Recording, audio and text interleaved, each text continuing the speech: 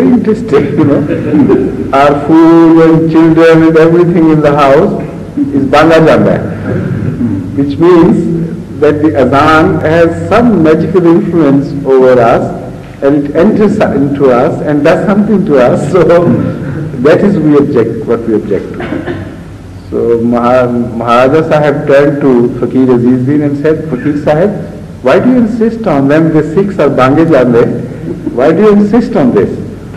So Fakir Sahib said, Maharaja, the point is that there are fixed times for prayer, for congregation. And when we say prayer in congregation, then we have to send out either messengers to every house or to call for a prayer. That is the reason why we do it. Even without prayer, without call for prayer, according to him as well, a congregational prayer could be said. But the point is that we will have to send messengers to every house to inform them that the time of prayer has come. So Maharaja Sahib very innocently turned to the Sikhs. So the issue is settled. From now on, I issue order that no Muslim would make a call for the prayer. And also, as a second part of the order, I order all Sikhs of those particular villages to be responsible 5 times a day to knock at every door and let the Muslims know that the time of their prayer has come. That was the concept of justice in the Sikh days. Compare this concept with the concept of justice of today. So after a few days, all the Sikh elders came with hands, jolna, as we say, clap, put together. For God's sake, Maharaja, tell the Muslims to call Azan. Enough is enough. So this is the significance of Azan, and but not understood by everybody. So Rashid said, second one? Second part? Only 1 minute. Yes. Against the agreement between you and Mr. Rashid, Mr. It's not real thing. Abdul Rashid. It's not real thing. It's the same continuation. Yes, that's right. That is of course permissible. You can continue as long as you please. Huzur in hurry, I left one line which was important also in some respect. From the letter you mean? Yes. The last line I omitted. I read the last sentence only. Okay. आपकी किताब word of अल्लाह बहुत शानदार है, तोहफा कादिरी शुक्रिया, मैं अच्छा हूँ।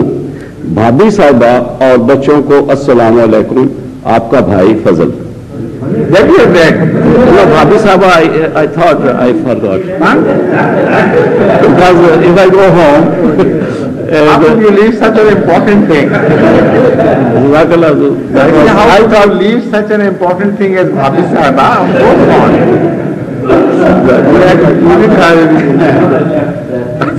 Bhabhi Sahiba is also hearing and he was afraid that why you are mentioned by name. You know the family so well? Thank you so much for bringing cheers to the whole gathering. Jazakumullah. Now Rashid, Abdul Rashid Sahab. Small question first. What is the difference between Kitabullah and Kalamullah, please?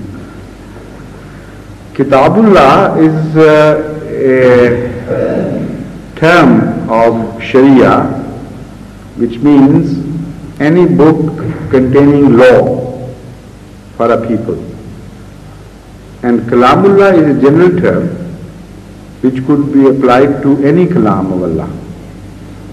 But sometimes people confuse these two terms, and when they generally loosely say Kalamullah, they mean Kitabullah. But Kalamullah is not necessarily the Kitabullah. Kitabullah is the book, the people of the book, they belong to that book which brings Sharia. While Allah spoke to all other prophets which followed Moses, who never brought a new kitab. So their kalam was also kalamullah, but it was not kitabullah. So in the Holy Quran, Kalamullah is mentioned 3 times. And I was reading the tafsir, and Will you quote from each verse? I don't know, sir, I can quote it tomorrow. In the How many tafsir, words 3 times? well, I read the small notes printed by Maulvi Dost Muhammad Sahib. And he said that it has been mentioned 3 times in the Holy Quran, Kalamullah. And Kalamullah, Hazrat Muslim Maud Radiyallahu Ta'ala Anhu has said that Kalamullah means Al-Quran. And Kitabullah means Injil, Torah and other books, which are not word of God's. Which are? Not word of God. They are written by You people. always misquote, unfortunately. He couldn't have done it. It's impossible. The fact is that Al-Kitab, the Holy Quran itself calls itself Al-Kitab. ذَلِكَ الْكِتَابُ لَا رَيْبَ فِيهِ. The very first verse. How can Muslim now say this is not Al-Kitab? I'll bring the reference tomorrow, so I haven't got it with me at the moment. Another question which happened the other day. Always have the reference first and then speak on references. Yeah, I'm sorry about that. Yeah, I thought it will be clear, what is not. But don't you remember this Alif Lam Mim? Yeah, that's true, yeah. Alif Lam Mim Zalikal Kitabullah. It is not Kitab. If the Holy Quran is not Kitab, how could the Holy Quran call itself Al-Kitab? Yeah, but Kitabullah, what we are saying is not exactly word of God. It's written by people. Which one? Not the Holy Quran. No, please don't get me wrong. No. What I'm talking of the first part of your statement. Yeah, I'll bring the book, sir. Yeah, I'll bring the book tomorrow and make it clear. That when you said Hazrat Muslim Maud has written that previous books were Kitabullah and the Holy Quran is Kalamullah, that I don't accept, because the Holy Quran itself calls itself Al-Kitab, number 1. And also calls previous books as Al-Kitab. Number 2, you said, you made a second reference about the previous book, Injil and Torah, not being the word of God. That is also wrong. It's impossible for anyone to say, while the Holy Quran itself says that Torah was the word of God and Injil was the word of God. So they were word of God. What Hazrat Muslim Maud must have said was this, that whatever is contained in the name of Torah and Injil, as we have inherited today, all of that is not word of God. The word of man has been extensively used in these books under the cover of word of God. And there is internal proof as well as external proof that this is the case. But part of that is definitely word of God, as spoken by Allah.